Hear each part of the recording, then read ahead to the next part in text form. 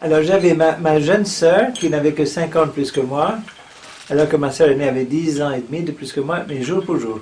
Ah oui. 28 août, 28 février, jour pour jour. Hein. C'est pour ça que je dis et demi. Et c'est elle qui était la femme de Pierre. Hein. Et donc, elle faisait de la peinture, avec énormément de talent. Je vous montrerai des tableaux. Oui, volontiers. Énormément de talent. Mais elle n'a jamais fait une exposition. Elle disait toujours qu'elle le ferait quand ça serait mieux. Puis elle est morte avant. Elle progressait toujours. Vous savez, c'est-à-dire que ma jeune sœur jouait du piano. Mais c'était pas comme des jeunes filles de famille qui jouaient un peu de piano après le déjeuner. N'est-ce pas? C'était... Elles n'ont pas passé leur bac à cause, ma jeune sœur à cause du piano, et ma sœur aînée à cause de la peinture. C'est pas, ils avaient pris ça très au sérieux. Ma jeune sœur avait étudié avec de très très grands profs, elle jouait 5-6 heures tous les jours.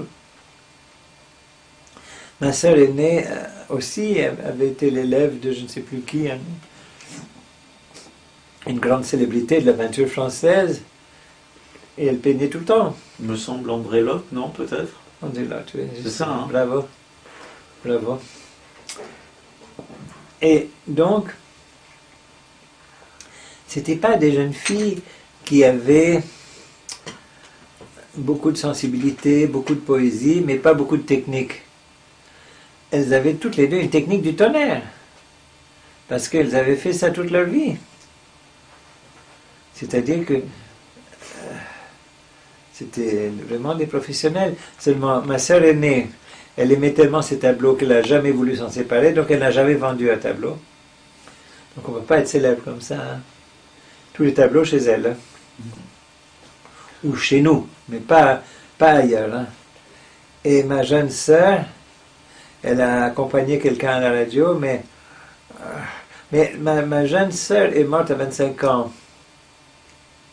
C'est qui était très jeune. Et ma sœur aînée est morte à 57 ans, qui est très jeune aussi.